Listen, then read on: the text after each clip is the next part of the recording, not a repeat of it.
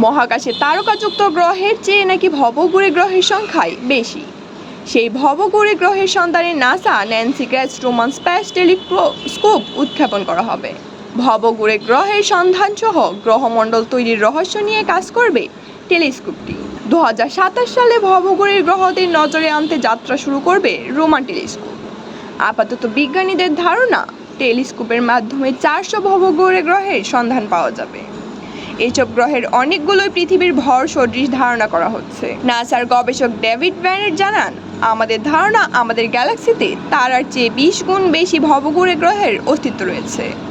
এই কর্মসূচিতে প্রথমবারের মতো পৃথিবীর ভরের চেয়ে কম ভরের গ্রহগুলোর সংখ্যা জানার চেষ্টা করছি আমরা। নাসার গবেষক দল মাইক্রোল্যান্সিং অবজারভেশন ইন অ্যাস্ট্রোফিজিক্স MAO নামের 9 বছরের একটি গবেষণার মাধ্যমে টেলিস্কোপের মিশন পরিচালনা করা হচ্ছে। মাইক্রোল্যান্সিং হচ্ছে এমন মহাজাগতিক ঘটনা যখন কোনো বস্তু, যেমন গ্রহ বা তারকা, অন্য কোনো তারকার সামনে সোজাসুজি চলে আসে। স্পেস টাইমের সংকোচনের কারণে দূরবর্তী তারার আলো সামনের বস্তুর কারণে বেঁকে যায় এবং প্রাকৃতিকভাবে লেন্সের মতো আচরণ করে। আলো দেখে জ্যোতির্বিদরা পেছনে তারকা সম্পর্কে ধারণা অর্জন করেন।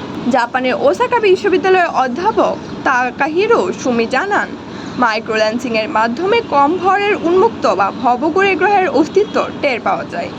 এভাবে আদি প্রকৃতির কৃষ্ণগহ্বরের অস্তিত্ব পাওয়ার সুযোগ আছে, যা কখনোই হয়তো সরাসরি দেখা যাবে না। তা মাধ্যাকর্ষণের মাধ্যমে আবিষ্কার বস্তুর অস্তিত্ব টের পাওয়া বেশ রোমাঞ্চকর।